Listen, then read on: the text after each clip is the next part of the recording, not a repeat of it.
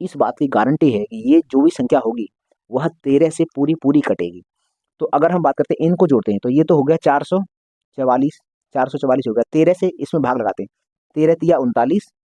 जब हम पीछे लौटेंगे तो इस व्यक्ति के भी 8 साल घटेंगे टोटल में से, और इस व्यक्ति के भी 8 साल घटेंगे। तो इनका जो टोटल वैल्यू होगी वह 8 और 8 16 घट के जाएगी। स्टाफ और रोगी का अनुपात का ये मतलब होता है कि एक स्टाफ 6 रोगियों को देख सकता है। तो हमको मालूम है कि अगर एक स्टाफ जो है 6 रोगियों को देख सकता है तो ऐसे कितने स्टाफ अब हैं। पहले 27 थे, एक अब चली गई है, तो 26 बचे हैं। Hi everyone, let's crack one day exams Hindi में। मैं प्रदीप आपका स्वागत करता हूं। Welcome to the study 24.7। दोस्तों, गणित की जो हमारी सीरीज चल रही थी उस सीरीज का आज ये 62वां लेक्चर है। इससे पहले हमारे 61 लेक्चर कंप्लीट हो चुके हैं। हम अनुपात समानुपात चैप्टर कर रहे थे।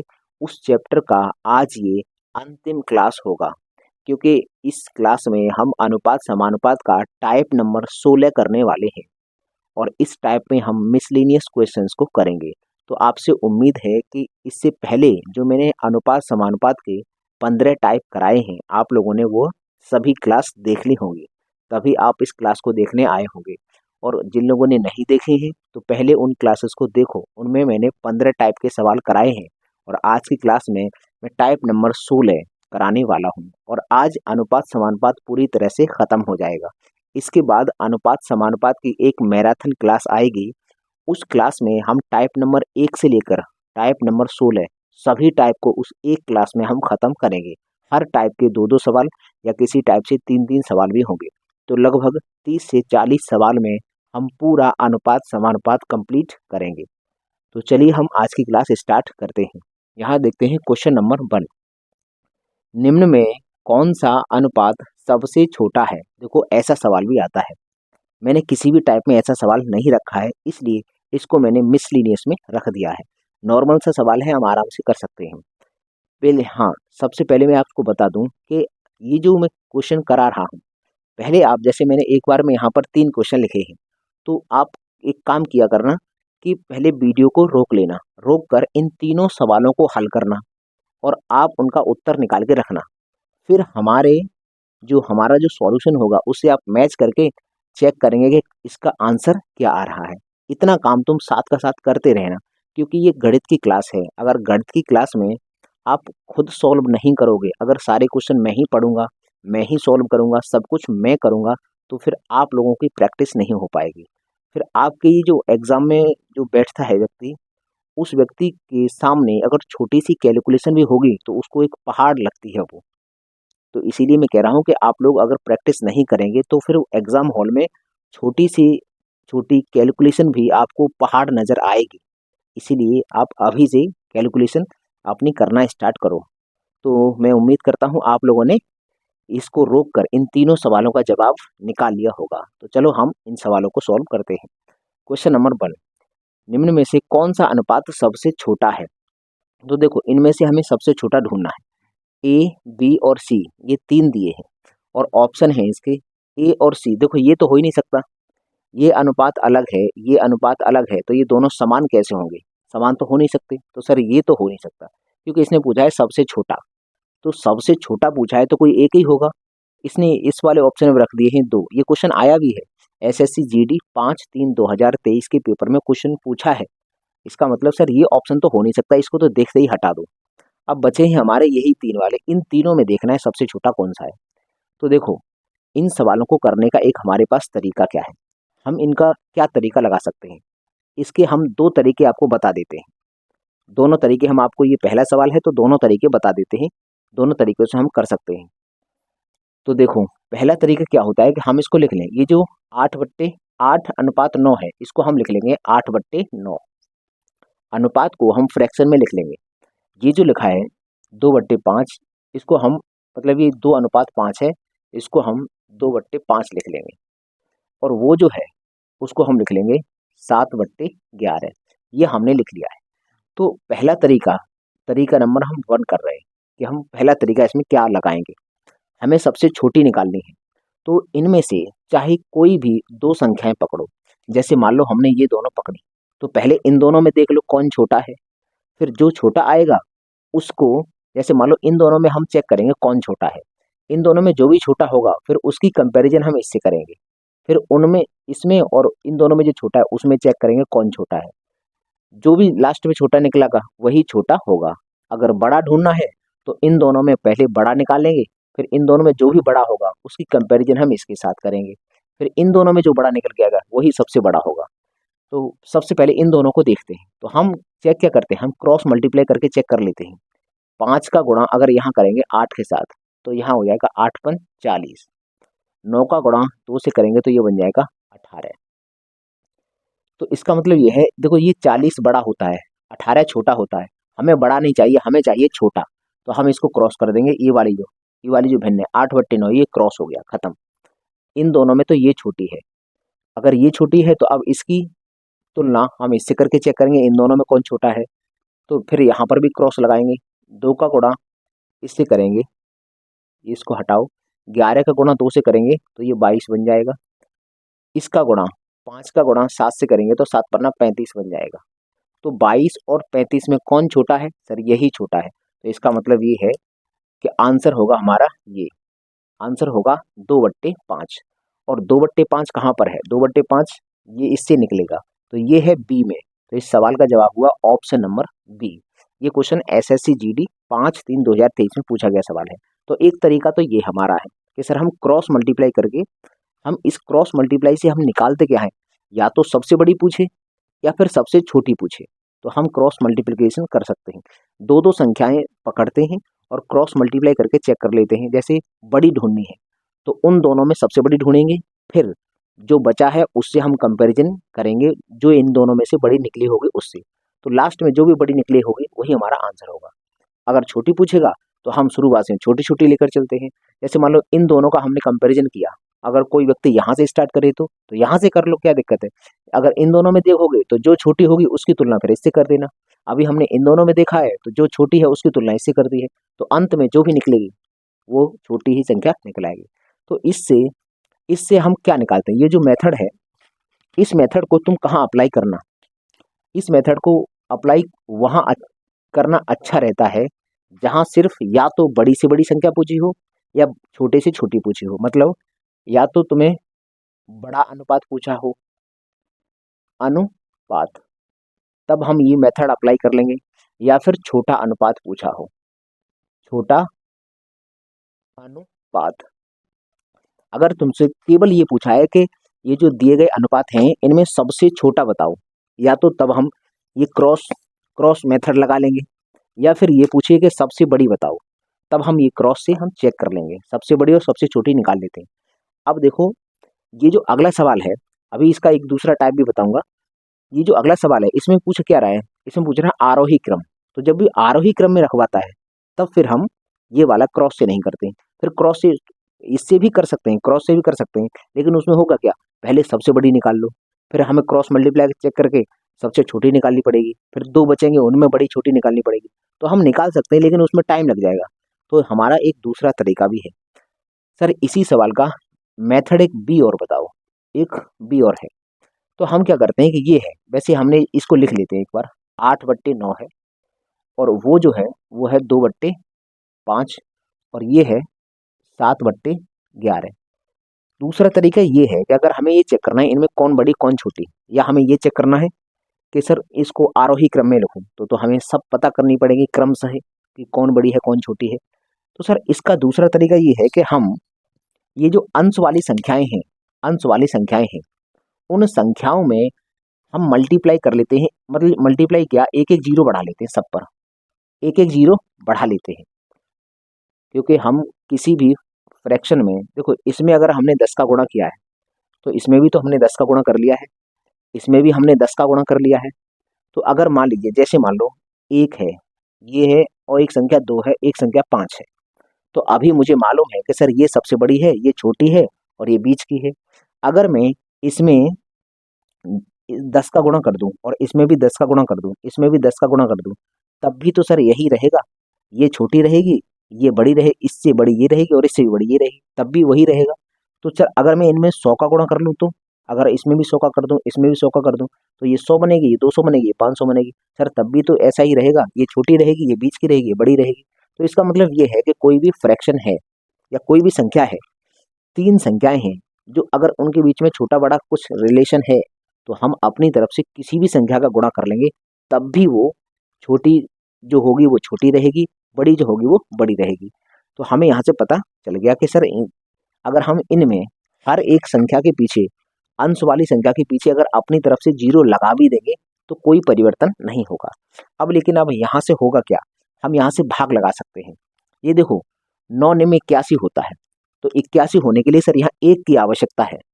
तो मतलब ये पॉइंट अगर हम बात करें सर, ये 9 से ये 9 बन जाता, लगभग 9 है। अगर भाग लगाएंगे तो 9 में 81 लगभग 9 निकल के आएगा। यहाँ से लगभग में निकालो, आराम से हो जाएगा। अगर इसका यहाँ भाग लगाएंगे तो ये तो एग्जैक्ट 4 निकल के आ रहा है, और अगर इसका भाग लगाएंगे तो 11 37 77 होता है। अगर ये 77 भी होता ना तो 7 आता, लेकिन 77 है नहीं, तो 66 तक 6 तो आएगा, 6 पॉइंट कुछ आएगा। तो अब यहाँ चेक कर लेंगे, ये 9 है, ये 4 है और ये 7 है। तो सर इनमें सबसे बड़ी कौन है और सबसे छोटी कौन है? तो हमें साफ दिख रहा है सर, ये है सबसे छोटी। इसका मतलब इसमें से ये जो है ना, ये सबसे छोटी है, और इससे बड़ी ये है, और इससे बड़ी ये है। तो हम इनको आराम से या तो आरोही क्रम में रखवाएगा तब भी रख सकते हैं, अवरोही क्रम में रखवाएगा तब भी रख सकते हैं। तो यहाँ से हमारी निकल के आएगी सर 2/5 जो है ये सबसे बड़ी, ये सबसे छोटी होगी। इन तीनों में सबसे छोटी ये होगी। तो एक तो ये तरीका है, ये मुझे अच्छा तरीका लगता है, क्योंकि इस तरीके से मुझे हर संख्या पता चल जाती है कौन छोटी कौन बड़ी, और लगभग में हम निकाल लेते हैं, अप्रोक्सीमेट निकाल लेते हैं, हमारा आंसर आ जाता है। तो एक ये तरीका है।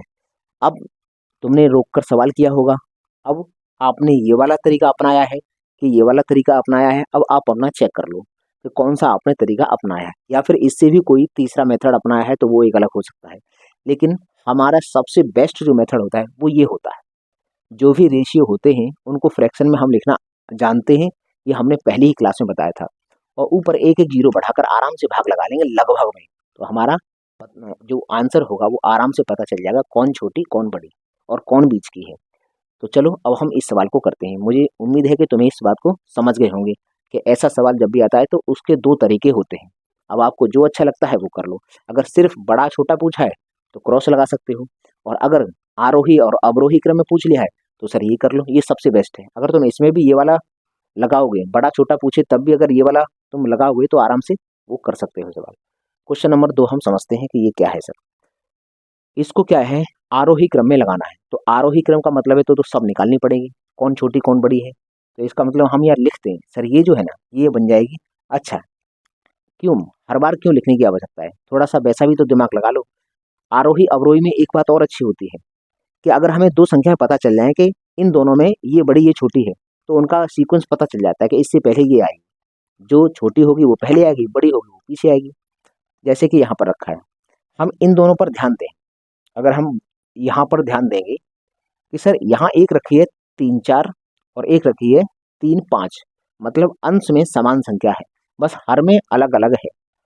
तो देखो हर में अगर संख्या छोटी है तो वह भिन्न बड़ी होगी, और हर में संख्या बड़ी है तो वह भिन्न छोटी होती है। जैसे तो हमें पता चलेगा सर इसके हर में 4 होगा और इसके हर में 3 होगा। मतलब ये कहना चाहता है कि इस 3 को 4 जगह बांटो, और फिर यही कह रहा है कि इस 3 को 5 जगह बांटो। तो अगर 3 को 5 जगह बांटोगे तो वो तो छोटा होगा, और 3 को अगर 4 जगह बांटेंगे तो वो बड़ा होगा। इसका मतलब सर ये बड़ा है और ये छोटा है। हमें इन इन दो को देखा हमने, तो हमें इसका पता है कि सर अगर ये बड़ा है और ये छोटा है तो 3:5 पहले आएगा और इसके बाद आएगा 3 4 वाला। मतलब 3 5 वाला ये पहले आएगा और 3 4 वाला बाद में आएगा। तो हम यहाँ पर देख सकते हैं सर, हमें पता है 3 4 वाला बाद में आएगा, तो यहाँ पर देखना, तो ये 3 4 वाला यहाँ पहले रख दिया और बाद में रख दिया 3 5 वाला, जबकि होना क्या चाहिए, 3 5 वाला पहले आना चाहिए, ये बाद में आना चाहिए। तो ऑप्शन नंबर ए तो कट गया, ये खत्म हो गया। अगर हम बात करते हैं सर इसमें, देखो ये भी 3 5 पीछे रख दिया है, जबकि ये आगे आना चाहिए, ये पीछे जाना चाहिए। तो इसका मतलब ऑप्शन नंबर डी भी खत्म। अब बचा इन दोनों में से कोई एक आंसर होगा, इस बात की गारंटी है। तो जब हमें मालूम है या तो ये होगा या फिर ये होगा, तो हम इन दोनों को चेक कर लेते हैं ना, इन दोनों को, कि इन दोनों में कौन बड़ा छोटा है। तो देखो अगर हम 2 का भाग 11 में लगाएंगे तो जीरो बढ़ाएंगे भी तो पॉइंट लगाएंगे, लगभग 0.19 आएगा करीब। 0.19 मान लो आ गया। यहाँ से लगभग 2 निकलेगा। अगर 11 का भाग इसमें हम लगाएंगे भी तो अपनी तरफ से 0 बढ़ा लेंगे तो 0.19 के करीब निकलेगा, या लगभग 2 निकल आएगा मान लो। और यहाँ तुम अगर 0 बढ़ाओगे तो ये 6 निकल आएगा। यहाँ अगर 0 बढ़ाओगे तो 20 बन जाएगा, और 20 में अगर 11 का भाग लगेगा तो 1.9 के करीब आएगा। और अगर इसके पीछे 0 बढ़ाओगे तो ये बन जाएगा 30, और अगर 5 का भाग 30 में लगेगा तो आएगा 6। तो सब समझ में आएगा ये बड़ा है और ये छोटा है, तो यहाँ तो ये सही रखा है। और यहाँ क्या है, अगर ये बड़ा है तो फिर ये आगे कैसे रख दिया, इससे ये छोटा है तो ये आगे ही रखा है। तो ये वाला क्रम सही है और ये वाला गलत है। तो हम इसको ऐसे भी चेक करते हैं कि मतलब देखा और सीधा यहाँ पर ऑप्शन एलिमिनेट भी कर सकते हैं, वरना तुम तरीका तो मैंने बता ही दिया है। एक बार हम वैसे भी कर देते हैं। इसको लिखते हैं 3/4, 3/4, और इसको लिखा हमने 3/5, और ये है 2/11, और ये है 7/2। तो देखो साफ दिख रहा है कि सर 2 का भाग अगर 7 में लगेगा तो 3.5 आएगा, और इनमें से किसी में भी भाग लगाने के बाद 3.5 तो नहीं आएगा। तो इसका मतलब ये सबसे बड़ी संख्या होगी, सबसे बड़ी होगी तो सबसे लास्ट में रखी होगी। तो सबसे लास्ट में इसमें रखिए, इसमें रखिए, तो ये ऑप्शन तो वैसे भी कट गया, हम ऐसे भी देख सकते हैं। दूसरा, अगर हम 0 बढ़ा भी लेते हैं, सबके पीछे 0 बढ़ा लो, आराम से यहाँ से निकलेगा बहुत जल्दी। इसका भाग लगाएंगे तो 4 सत्ते 28 और पॉइंट 4 पंजे 20, इसमें काटा तो ये 6 आया। इसका भाग लगाएंगे तो 11 एकन 11, 9 बचा, तो 11 अट्ठे 88 आ जाएगा, लगभग 1.8 के करीब। और इसका भाग लगाएंगे तो ये बनेगा, 2 का भाग लगाएंगे तो ये बनेगा 35 बनेगा 35। तो अब बताओ इन सब में सबसे बड़ी कौन है, ये 35 बड़ी है, तो सर सबसे बड़ी संख्या ये होगी। अब हम बात करेंगे सर 35 के बाद आता है 7.5, तो इसका मतलब फिर आएगा ये वाला, ये सबसे बड़ा ये है, उससे छोटा ये है। तो हम अगर आरोही क्रम रखते हैं तो पहले सबसे छोटी भिन्न रखते हैं, तो इन सब में सबसे छोटी कौन सी है, सबसे छोटी ये है। तो सर 2:11 पहले आएगा, उसके बाद इससे बड़ा कौन है, इससे बड़ा ये है, तो सर 3:5 यहाँ आएगा, फिर इससे बड़ा फिर ये है, तो 3:4 ये आएगा, फिर इससे बड़ा ये आएगा।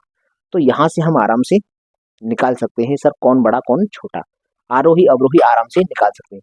वरना हम ऑप्शन एलिमिनेट भी कर सकते थे, इसको बिना पेन कॉपी के कर सकते थे, लेकिन फिर भी हमने बता दिया कि अगर ऐसा सवाल कभी फंसे तो हमेशा अंश वाली संख्याओं में एक 0 बढ़ा लो और आराम से भाग लगा दो, लगभग उसका भाग लगाओ, एग्जैक्ट भाग कोई नहीं लगवा रहा, और वहां से हम चेक कर लेंगे सर कौन बड़ा कौन छोटा। क्वेश्चन नंबर 3 करते हैं। देखो ये भी तुमने रोक कर क्वेश्चन किया होगा, इस क्वेश्चन को करने की क्या अप्रोच लगाई है वो तुमने अपनी लगा ली होगी। अब देखो, अब ये मेरे सामने अगर क्वेश्चन आया है तो एग्जाम में अगर मैं होता तो इसको सवाल को कैसे करता। देखो, एक स्कूल में लड़के और लड़कियों का अनुपात 5:8 है। यदि 260 छात्र स्कूल में हैं, मतलब स्कूल में टोटल छात्र कितने हैं, 260, तो स्कूल में लड़के और लड़कियों की संख्या के बीच में अंतर पूछा है, मतलब लड़के और लड़कियों की संख्या के बीच में अंतर पूछा है। तो रेशियो में अंतर कितने का है, रेशियो में है 3 का अंतर, 5 और 8 के अनुपात में लड़के और लड़कियां हैं। तो लड़के और लड़कियों का अगर अंतर हम निकालें अभी रेशियो में, तो रेशियो में अंतर आ रहा है 3 का। इसका मतलब जो भी हमारा उत्तर होगा वह 3 का मल्टीपल होगा। तो देखो 3 का मल्टीपल ये नहीं है तो ये आंसर हो नहीं सकता। 3 से ये संख्या नहीं कटती तो ये भी नहीं हो सकता, 3 से ये भी नहीं कट रहा तो ये भी नहीं होगा, 3 से यही कट रहा है तो आंसर हो गया। देख लो, अब तुम अपना चेक कर लेना तुमने इसको सवाल को कैसे किया था। अगर थोड़ा दिमाग लगाते, अनुपात समानुपात वाले चैप्टर में एक निगाह ऑप्शन पर रखी जाती है, और एक निगाह रखी जाती है कि ये पूछ क्या रहा है, क्या पूछ रहा है, क्या ऑप्शन दिए हैं, क्या मैं डायरेक्ट तो नहीं निकाल सकता मल्टीपल से, तो वो भी हम इसको चेक कर सकते थे। वरना तो बहुत सारे यही करेंगे कि 5:8 है, अंतर तो 8 और 5 जोड़ेंगे, 13 की वैल्यू ये है, 20 गुना है, फिर 20 का गुणा इसमें करेंगे 30 इधर। अगर कोई थोड़ा स्मार्ट होगा वो करेगा अच्छा यही अंतर देखेगा 3, इसका मतलब 3 का मल्टीपल होगा। ये सवाल देखो आया भी एग्जाम में, तो यही ऑप्शन थे, तो 3 का मल्टीपल होगा, तो आज बात खत्म। ये 60 हो जाएगा उसका आंसर, उसको इससे कोई काम ही नहीं होगा। तो हमें बस सवाल की क्या अप्रोच रखनी है, सवाल कैसे करना है, वो हमें यहाँ से सीखने के लिए मिल रहा होगा। अब आप में से बहुत से लोगों ने इसको वैसे ही किया होगा कि सर 5 और इनको जोड़ा होगा, 13 की वैल्यू ये निकाली होगी, वैसे क्या उसमें टाइम लगेगा ना फिर। तो कुल मिलाकर ये अप्रोच देख लो कौन सी हमने अप्रोच लगाई है। तो चलिए आप लीजिए इसका स्क्रीनशॉट, उसके बाद हम इससे भी आगे के क्वेश्चंस करते हैं। तो चलिए अब हम इन सवालों को भी हल कर लेते हैं। देखो, इन सवालों को हल करने से पहले मैं आपसे एक रिक्वेस्ट करना चाहता हूँ, वीडियो को रोको और इन दोनों सवालों को सॉल्व करके चेक करो, क्योंकि अगर आप लोगों में से जो भी स्टूडेंट इन दोनों सवालों को सॉल्व कर लेंगे वे वास्तविकता में होशियार कहलाएंगे। तो अगर आप अपनी होशियारी का चेकअप करना चाहते हो तो इन दोनों सवालों को सॉल्व करके देखो, वीडियो को रोक कर इन दोनों सवालों को ट्राई जरूर करना। ठीक है भाई? तो चलो, मैं उम्मीद करता हूँ आप लोगों ने वीडियो को रोक लिया होगा और इन दोनों सवालों को हल करके अपने उत्तर निकाल लिए होंगे। तो चलो अब हम इनको किस तरह से सवाल को करेंगे, आप हमारे आंसर से आप अपने उत्तर मैच कर लेंगे। तो चलो हम क्वेश्चन नंबर 4 पढ़ते हैं। एक विद्यालय में कुल विद्यार्थियों की संख्या 640 है, जिनमें लड़कों की संख्या का लड़कियों की संख्या से अनुपात 5:3 है। यदि विद्यालय में और 30 लड़कों का नामांकन किया जाता है तो अब कितने और लड़कों का नामांकन किया जाना चाहिए ताकि अब स्कूल में लड़कों तथा लड़कियों का अनुपात 14:9 हो जाए। देखो, सवाल सीधा सा है। बॉयज एंड गर्ल्स का शुरुआत का अनुपात दिया है, कितना है? 5:3। और यहाँ पर इनकी टोटल संख्या भी दी है, कितनी है? 640 है। और लास्ट में बॉयज एंड गर्ल्स का अनुपात दिया है, कितना हो गया लास्ट में? लास्ट में है 14:9। यहाँ पर बॉयज एंड गर्ल्स का हमको टोटल मालूम नहीं, हमें यहाँ पर मालूम नहीं। देखो, ये सवाल है, इतना सवाल ही है, मैंने आपको लिख दिया है कि ये जो डेटा है वो इसी में से निकाल के मैंने रख दिया है। तो देखो, ये अनुपात में शुरुआत में बॉयज एंड गर्ल्स थे और शुरुआत में टोटल संख्या भी हमको मालूम थी। बाद में बॉयज एंड गर्ल्स इस अनुपात में हो गए होंगे और टोटल संख्या हमको अभी यहाँ मालूम नहीं है। लेकिन इस सवाल में दे रखा था कि 30 लड़के आए हैं, वो कह रहा है कि 30 तो आ गए हैं, अभी और कितने आए, अभी और कितने आए कि अनुपात ये और ये हो जाए। तो देखो, यहाँ पर एक बात ध्यान से सुनना कि जैसे मान लो यहाँ पर ये 640 है, टोटल छात्रों की संख्या यहाँ 640 है और अनुपात है 5:3। तो इस बात की गारंटी है कि सर ये इन दोनों का जो योगफल होगा, इन दोनों का योगफल, ये जो 640 है, इन्हीं को दो हिस्सों में किया गया होगा, फिर उनको मिनिमाइज किया गया होगा और उनका अनुपात निकाला होगा तो 5 और 3 आया होगा। इसका मतलब ये है कि जब हम इन 5 और 3 को जोड़ेंगे तो ये बनेगा 8। उस 8 से ये टोटल संख्या 100% कटेगी। ये बात तो तुम जानते होगे। ये जो है रेशियो, ये रेशियो है क्या? ये जो टोटल वैल्यू है इसी के तो दो भाग किए गए होंगे, तो इसी के जब दो टुकड़े किए गए होंगे तब ये रेशियो आया होगा। इस बात की गारंटी है कि इन दोनों को जब जोड़ूंगा तो इसको पूरा पूरा डिवाइड करेगा। हम वही बात यहाँ पर देखते हैं कि सर 640 तो है, 640 तो स्टूडेंट पहले से थे, 640 तो पहले से थे, लेकिन 30 छात्र और आए हैं, 30 इसमें और आए हैं। वो कह रहा है कि 30 तो आ गए हैं, अभी वो कह रहा है अभी और कितने आए, यहाँ पर वो कह रहा है अभी और कितने आए, यहाँ क्वेश्चन मार्क है, अभी और कितने आए कि रेशियो ये बन जाए। अगर रेशियो ये बनाना है तो इस बात की गारंटी है कि सर 14 और 9 होता कितना है? ये अगर हम 14 और 9 जोड़ेंगे तो होता है 23। इसका मतलब ये है कि ये जो भी संख्या होगी उस 23 से कटेगी जरूर। ये जो 23 है इस संख्या को पूरा पूरा काटेगा। तो ये हमारे सामने है 4 ऑप्शन। अब इन 4 ऑप्शन में से यहाँ से रख के टोटल इसकी वैल्यू निकालेंगे और एक ऐसी वैल्यू यहाँ क्वेश्चन मार्क के स्थान पर रखेंगे कि सर जब इनको जोड़ दिया जाए तो ये 23 से पूरी कटनी चाहिए। तो हमें मालूम है कि सर 640 और 30 ये 670 होता है। अब 670 के नज़दीक ऐसी कौन सी संख्या है, देखना 670 के नज़दीक ऐसी कौन सी संख्या है जो 23 से कटती है? तो मुझे मालूम है सर 23 या 69 होता है। 69 मतलब 69, इसका मतलब 690 कटती है। तो ये हमारे दिमाग में चलेगा कि सर वो 690 एक ऐसी संख्या होगी जो 23 से कट जाती है। तो अगर हम इसको 690 बनाना चाहते हैं तो 30 तो ये है, ये 30 है और ये 640 ही है, तो 670 तो ये है ही है। हमें यहाँ पर कितना और लाया जाए कि ये 690 बन जाए? तो इसका मतलब सर इस सवाल का जवाब होगा ऑप्शन नंबर बी। अगर तुम 20 रख दोगे यहाँ पर तो ये बन जाएगी 690 और ये 690 इस 23 से पूरी पूरी कटती है संख्या। तो अब देख लो आप लोगों ने किस तरह से इस सवाल को किया था। तो सवाल को करने की क्या बेस्ट अप्रोच होती है वो मैंने यहाँ बताई है कि इस सवाल को कैसे हम कर सकते हैं। हम चाहेंगे तो बहुत बड़ा भी कर सकते हैं कि यहाँ से इन दोनों की वैल्यू निकालें, उसके बाद इसमें 30 जोड़ें, उसके बाद और दिमाग लगाएं। और एक हमारे पास ये डिविजिबल मेथड है कि हम ये चेक कर लेंगे कि वह संख्या टोटल किससे कटेगी। ऐसे भी हम इस सवाल को कर सकते हैं। अगला वाला क्वेश्चन भी हम ऐसे ही कर देंगे।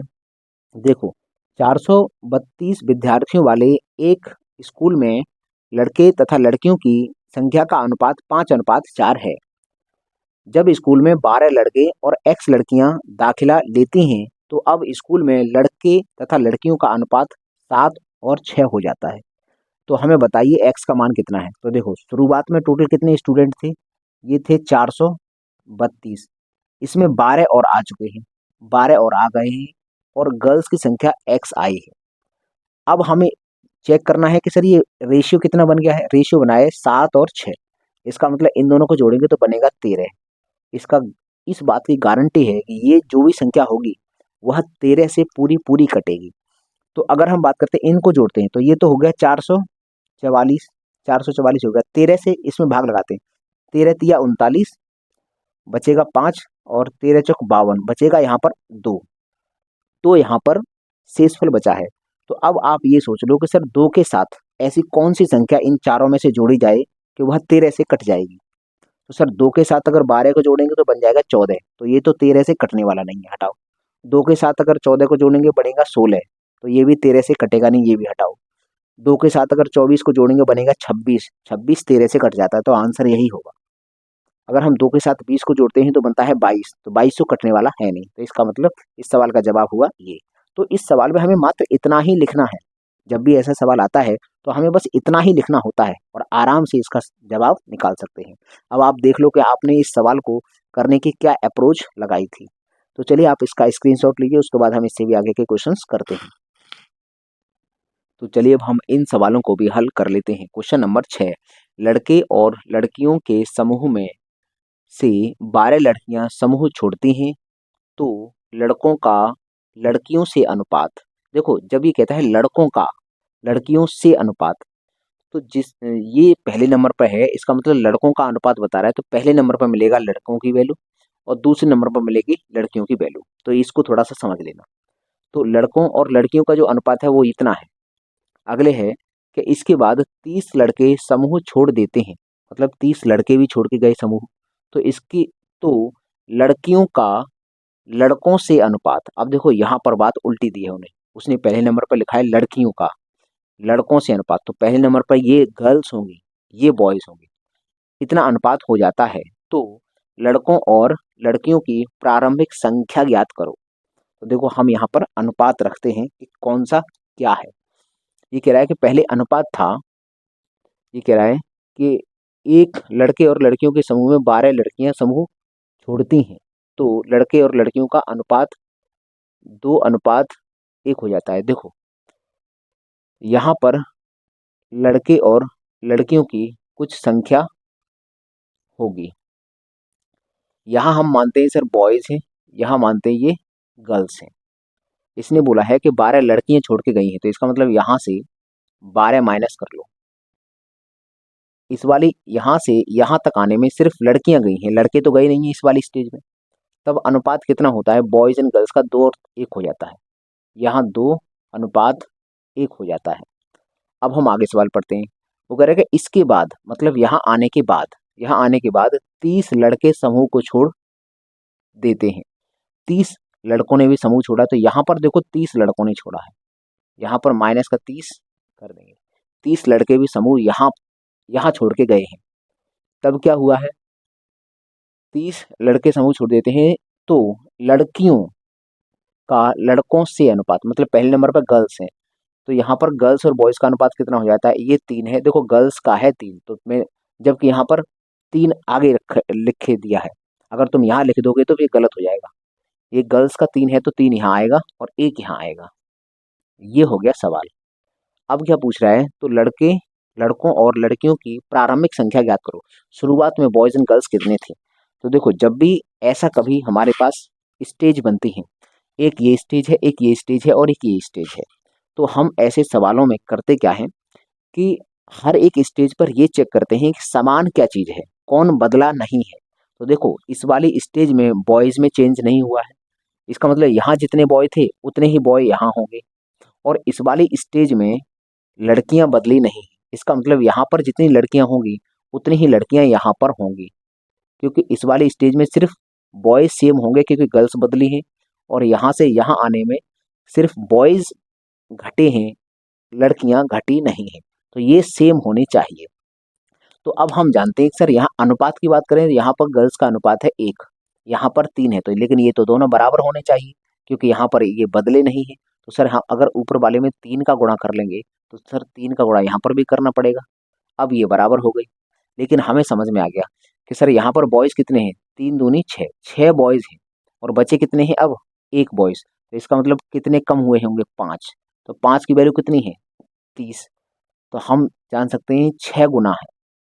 तो सर ये भी यहाँ पर अगर हम लड़कों की संख्या निकालेंगे तो यहाँ है कितनी है, 2 तिया 6 है, तो 6 का 6 गुना करना पड़ेगा। तो 6 चिंग 36, यहाँ बॉयज आएंगे 36, और अगर यहाँ गर्ल्स निकालना चाहेंगे तो यहाँ 3 है, 3 का गुणा अगर 6 से करेंगे तो गर्ल्स आ जाएंगी 18। शुरुआत में इसने पूछा है कि शुरुआत में कितने होंगे। तो देखो यहाँ 18 लड़कियां हैं, ये कब हैं, जब इसमें से 12 माइनस कर देंगे। तो जब यहाँ से वापस यहाँ जाओगे तो ये 12 जोड़ देंगे, तो यहाँ लड़कियां हो जाएंगी 30।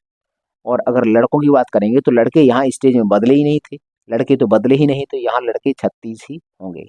तो बॉयज 36 और गर्ल्स 30, बॉयज 36 और गर्ल्स 30। तो कुल मिलाकर ऑप्शन नंबर बी इस सवाल का सही उत्तर होगा। ये क्वेश्चन एनटीपीसी सीबीटी 1 11/3/2021 के पेपर में पूछा गया सवाल है। अगला क्वेश्चन करते हैं, 8 वर्ष पहले ए और बी की आयु का अनुपात। जैसे देखो एज वाला सवाल है, एज वाले सवाल तो मैं आगे कराऊंगा, बहुत ही अच्छे से कॉन्सेप्ट समझाऊंगा फिर कराऊंगा, लेकिन अभी एक सवाल आ गया है तो हम इसको भी कर लेते हैं। 8 वर्ष पहले ए और बी की आयु का अनुपात 5:4 था। ये 8 वर्ष पहले था। फिर क्या कह रहा है कि उनकी वर्तमान आयु का अनुपात 6:5 है। अब से 7 वर्ष बाद ए और बी की आयु का योग ज्ञात करो। तो देखो हम यहाँ पर मानते हैं ये है सर वर्तमान की स्थिति, ये है वर्तमान की स्थिति। वर्तमान की स्थिति में क्या है, वर्तमान में इनकी आयु का अनुपात कितना है, 6 और 5 है। तो यहाँ है 6:5, और इससे 8 साल पहले की बात कर रहा है, पीछे लौटो 8 साल, 8 वर्ष का गैप है ये जो गैप है दो स्टेज के बीच में, ये गैप कितनी है, 8 वर्ष का ये गैप है। 8 वर्ष अगर पहले की बात करेंगे तो अनुपात कितना है, 5 और 4 है। तो अनुपात यहाँ पर कितना होगा, 5:4। ये है वर्तमान की स्थिति, मैं यहाँ लिख देता हूँ, यहाँ पर ये वर्तमान है, वर्तमान। और ये 8 वर्ष पहले की बात है, ये वाली स्टेज है वर्तमान की, और यहाँ से पीछे जाएंगे 8 साल पहले तो ये इनका रेशियो निकल के आएगा।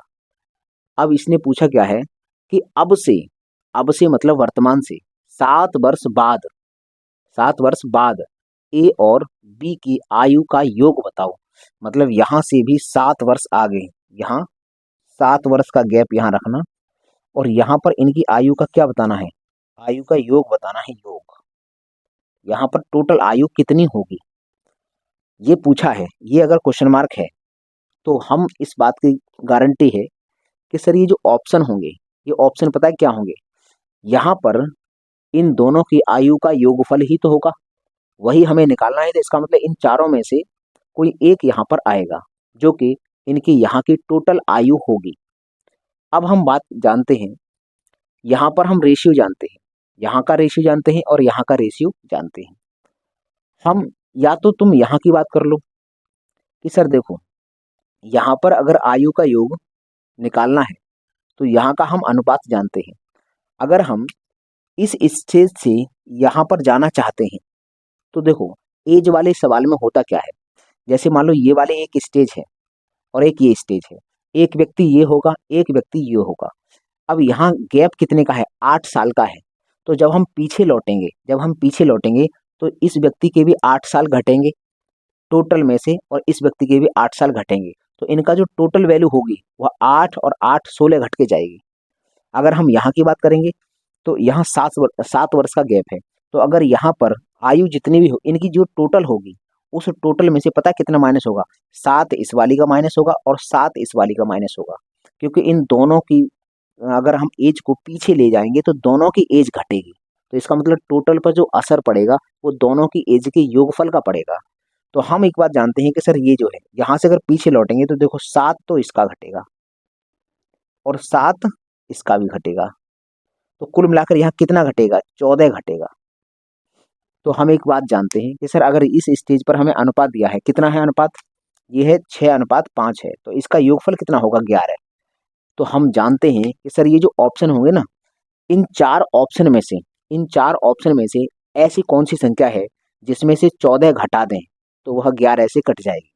जिसमें से 14 घटाएं तो 11 से कटेगी, ऐसी संख्या ढूंढो, वही उत्तर होगा। अब देखो इसमें से अगर 14 इसमें से घटाते हैं पहले नंबर पर। अगर इसमें से 14 घटाएंगे तो 12 घटाएंगे तो बचेगा 70, 2 और घटाएंगे तो 68। 68 11 से कटता नहीं है, तो ये ऑप्शन हो नहीं सकता। अब हम 14 इसमें से घटाकर चेक करते हैं। 12 तो वो जाएंगे और 2 और जाएंगे, 98। 98 आएगा, तो 98 भी कटता नहीं है, तो सर ये भी 11 से 98 कटेगा नहीं, ये भी आंसर नहीं हो सकता। 90 की बात करते हैं। अगर 90 में से 14 घटाएंगे तब भी ये 86 के करीब, वो 76 के करीब बनेगा, 76 बनेगा। तो सर 76 भी 11 से कटता नहीं है, तो आंसर ही, तो फिर आंसर यही होगा।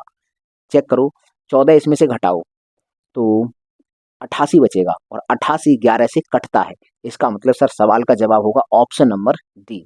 इस सवाल को करने की बेस्ट अप्रोच है ये। हमें नहीं करना और कुछ, हमें बस ये देख लेना है सर यहाँ पर योगफल पूछा है, तो ये जो चार उत्तर हैं इनमें चारों में से कोई एक यहाँ का योगफल होगा।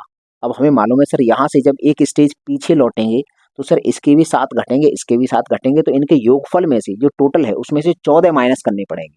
जब 14 माइनस कर दूंगा तो यहाँ का योगफल आ जाएगा, और यहाँ का जो योगफल होगा वो इन दोनों के योग से कटेगा जरूर। तो इन दोनों का योग है 11, तो इसका मतलब यहाँ का योगफल 11 से जरूर कटेगा। तो हम क्या करेंगे कि जो उत्तर हैं, ये जो चार हैं, इनमें से ढूंढना है। तो इन चारों में से वह कौन सा ऑप्शन है कि 14 घटाने पर वो 11 से कट जाएगा? तो सर वो यही होता है ऑप्शन नंबर डी। इस सवाल का ये बेस्ट मेथड है। वैसे एज वाले सवाल में आएगा तो हम इसके और भी तरीके बताएंगे, बहुत तरीके से ये सवाल हो सकता है, तो वहां पर पूरा कॉन्सेप्ट समझाएंगे, लेकिन यहाँ एक रेशियो का कॉन्सेप्ट हमने लगाकर समझा दिया। तो चलिए आप इसका भी स्क्रीनशॉट लीजिए। तो चलिए अब हम इन सवालों को भी हल कर लेते हैं। ये जो सवाल हैं, सबसे पहले आप वीडियो को रोकेंगे और इन तीनों सवालों को पहले हल कर लेंगे, उसके बाद हमारे उत्तर से आप मैच करेंगे। तो हम मानते हैं कि आप लोगों ने इन सवालों को कर लिया होगा। तो चलिए हम स्टार्ट करते हैं क्वेश्चन नंबर 8।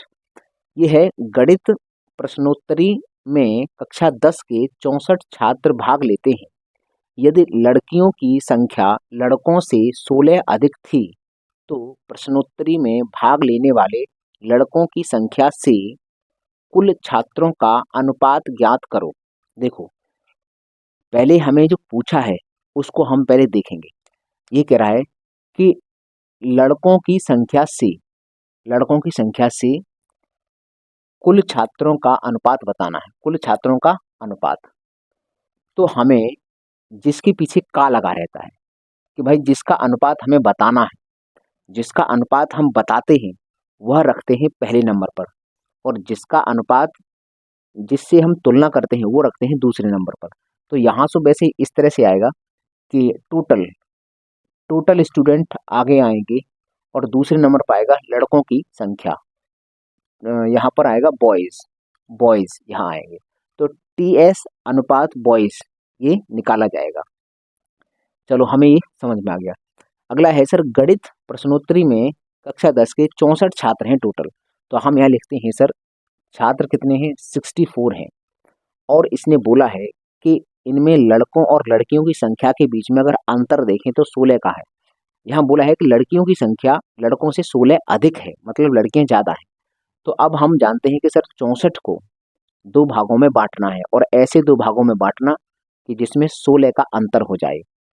तो हमने आपको पहले समझाया था कि अगर हमें किसी संख्या को 2 भागों में बांटना होता है और अंतर हमें अपने अनुसार कुछ करना होता है तो हम कैसे बांटते हैं। देखो, एक तो ये तरीका है कि सर a प्लस बी की वैल्यू आप मान लो 64, कि इन दोनों का योगफल 64 है और अंतर है a माइनस बी बराबर कितना अंतर है, 16 का अंतर है।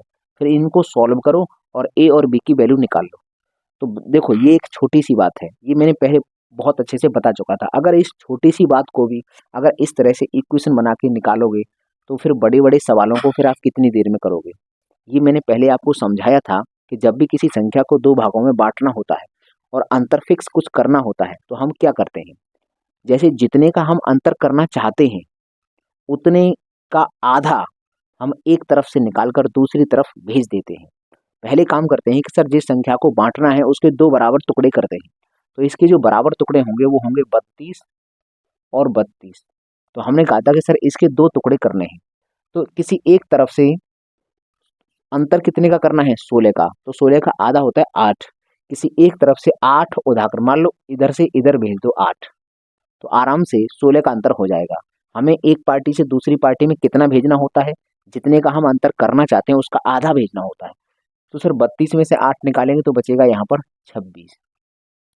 और जैसे मान लो 32 में से 8 निकालेंगे, अगर हमने 32 में से 8 निकाला तो ये 6 24 बचेगा भाई साहब, यहाँ बचेगा 24, 24 बचेगा, 26 कहाँ बचेगा, और 8 इधर जोड़ेंगे तो ये बनेगा 40, ये 40 बन जाएगा।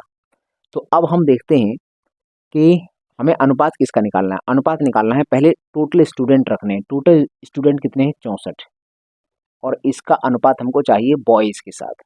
बॉयज़ कितने हैं, बॉयज़ हैं 24, तो यहाँ हम 24 रख देंगे। ये काट देंगे 8 से, 8 अट्ठे 64 होता है और 8 तिया 24। इस सवाल का जवाब जो होगा ना 8:3 आएगा। लेकिन एग्जाम में इस सवाल का जवाब ये माना गया था, जबकि ये बिल्कुल गलत है। आंसर तो 8 और 3 आएगा, आप 3 को आगे कैसे रख सकते हो। हमने अभी थोड़ी देर पहले ही सवाल किए थे, उसमें देखा था कि सर जिसके पीछे से लगा था उसका हम अनुपात बाद में रखते थे और बाद में रखा जाता है। अगर आपने परसेंटेज का चैप्टर मुझसे पढ़ा होगा तो मैंने वहां पर भी बताया था, जिसके पीछे से लगा रहता है, जिससे तुलना होती है, वो भाग में जाता है, भाग में। तो अगर हमारे पास कोई ऐसे है a अनुपात b, तो हम ऐसे लिख सकते हैं a/b, तो भाग में कौन गया, ये b गया। इसका मतलब इसी से तुलना हो रही होगी। तो जिसके पीछे से लगा रहता है वो बाद में लिखते हैं, और जिसकी तुलना करते हैं वहाँ हम आके लिखते हैं। तो इसका मतलब यहाँ हमें कुल छात्रों का अनुपात चाहिए था, तो कुल छात्र हमें आगे रखने होंगे और जिससे हम कंपैरिजन कर रहे हैं उसको पीछे रखना होगा। तो वैसे इस सवाल का जवाब तो 8 और 3 आना चाहिए, लेकिन ये सवाल एग्जाम में आया हुआ सवाल है, तो इसने ये कन्फर्म है कि इसने गलत पूछा है, लेकिन इसने इस सवाल का जवाब यही माना है। ये इसलिए मान लिया है क्योंकि इन चारों में ये वाला अनुपात कहीं नहीं मिला है, इसलिए इन्होंने इसको मान लिया है, वरना इसने जो पूछा है उसके अनुसार इस सवाल का जवाब होगा ये वाला 8:3। तो इस सवाल को मैंने जानबूझकर यहाँ रखा है, मुझे मालूम था कि इसमें थोड़ी सी मिस्टेक आई है, लेकिन उसके बावजूद भी मैंने तुम्हें समझाने के लिए इसको रखा है। अगला ही सवाल है, इसमें पता चल जाएगा कि हाँ ये मैं जो बता रहा हूँ कि जिसका पीछे का लगा रहता है, अनुपात में जिसके पीछे का लगा रहता है सर, वो हमें पहले नंबर पर रखना होता है। इस सवाल में तुम आराम से समझ जाओगे कि सर ये बात बिल्कुल सत्य है। तो चलो ये सवाल हुआ। अगला हम क्वेश्चन पढ़ते हैं, क्वेश्चन नंबर 9। ये क्वेश्चन क्या है, एक नर्सिंग होम में 27 नर्सों में से एक नर्स ने इस्तीफा दे दिया। एक नर्स चली गई तो 26 बची हैं। रोगी के अनुपात में स्टाफ का अनुपात 1:6 है, तो अधिकतम कितने रोगियों को भर्ती किया जा सकता है। अगर हम बात करें यहाँ पर, अब ध्यान से देखें तो देखेंगे कि वो वाली बात जो मैं बता रहा था वही सत्य है। यहाँ बोला है कि ये रोगियों के अनुपात में, कभी कभी मैं लिखता है कभी लिखता है यहाँ से, कि रोगियों के अनुपात से स्टाफ का अनुपात। तो यहाँ लिखा है स्टाफ और उसके पीछे लगा है ये का, तो का किसके पीछे लगा है, स्टाफ के पीछे। तो जिसके पीछे का लगा रहता है वो पहले नंबर पर देता है। तो पहले नंबर पर क्या है, 1 है। इसका मतलब ये जो अनुपात है ना 1:6, इसमें से स्टाफ तो ये है, स्टाफ ये है, और ये है रोगी, ये है रोगी।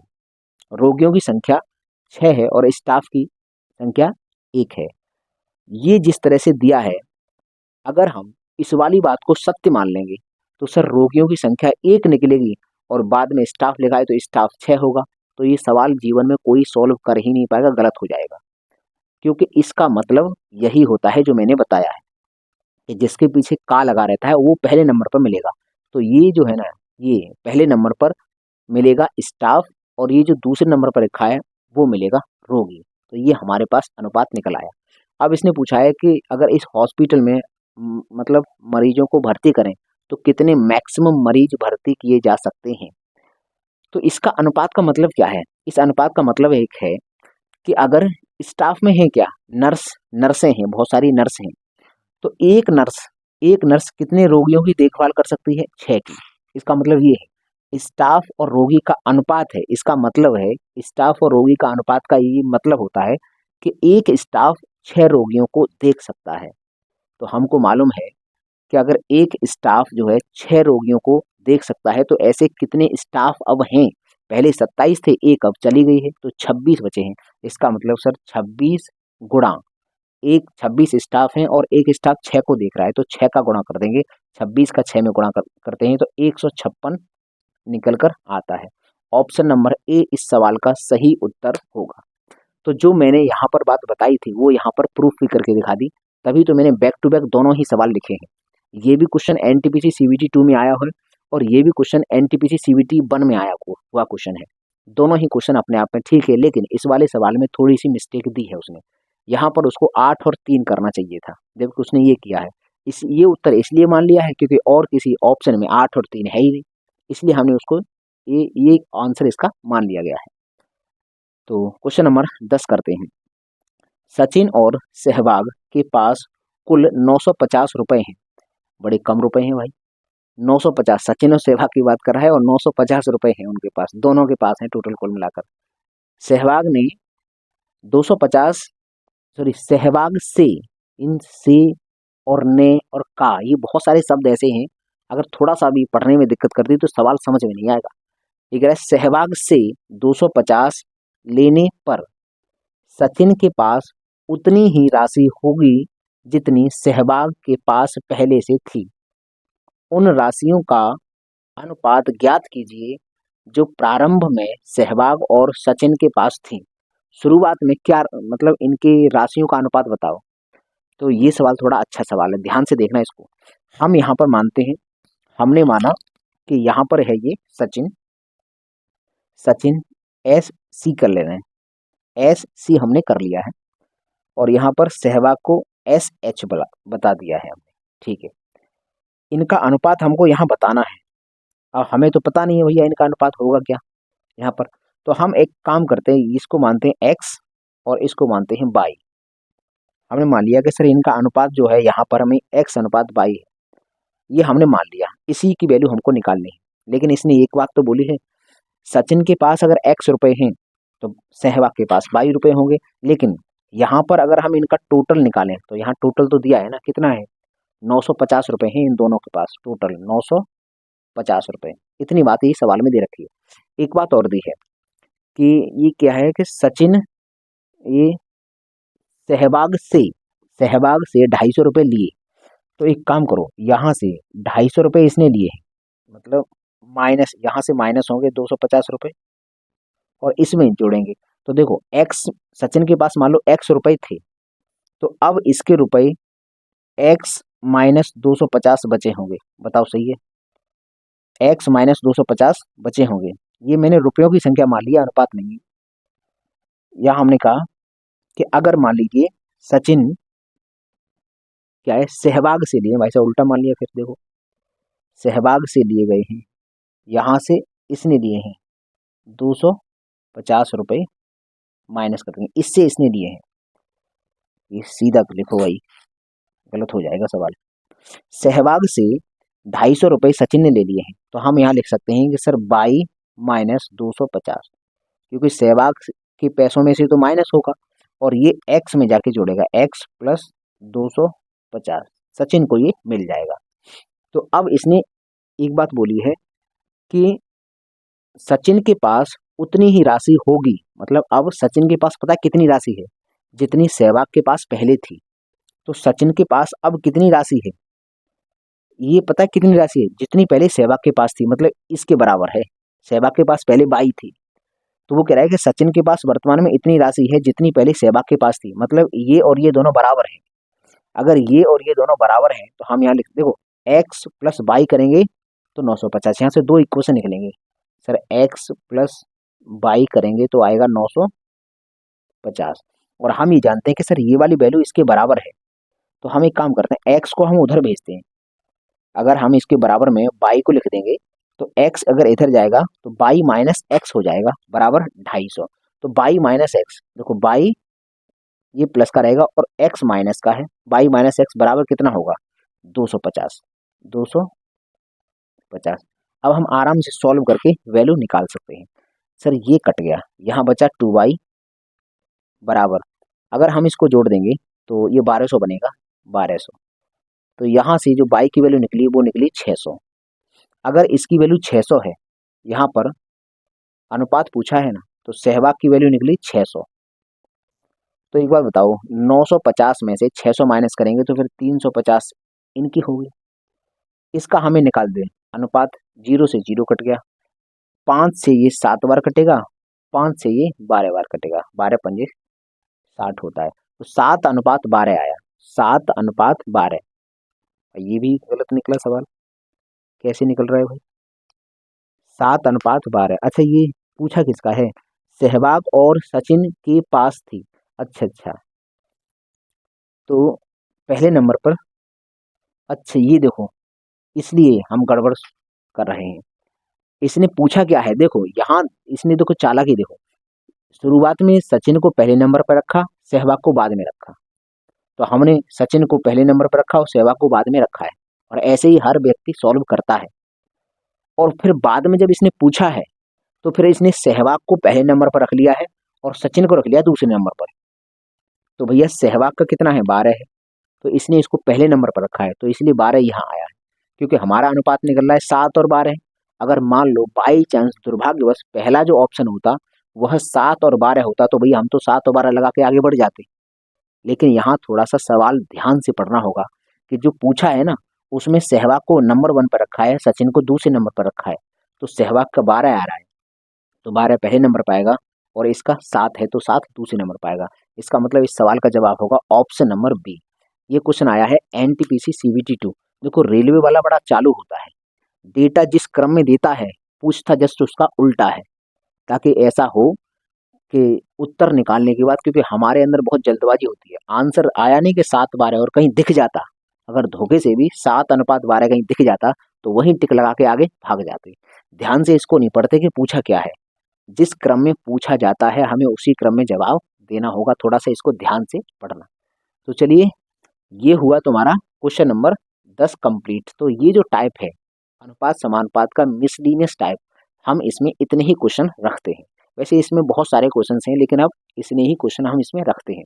इसके बाद आएगा अनुपात समानुपात का मैराथन क्लास, उसमें टाइप नंबर 1 से लेकर टाइप नंबर 16 तक पूरा एक ही क्लास में कवर किया जाएगा। लगभग 1 घंटे की या फिर मैक्सिमम 2 घंटे की वीडियो बनेगी। उसमें हम एक टाइप नंबर 1 से लेकर टाइप नंबर 16 तक सभी सवालों को डिस्कस कर लेंगे। तो चलिए अब मुझे दीजिए इजाज़त, मैं मिलूंगा आपको अगली मैराथन क्लास में। तब तक के लिए नमस्कार दोस्तों।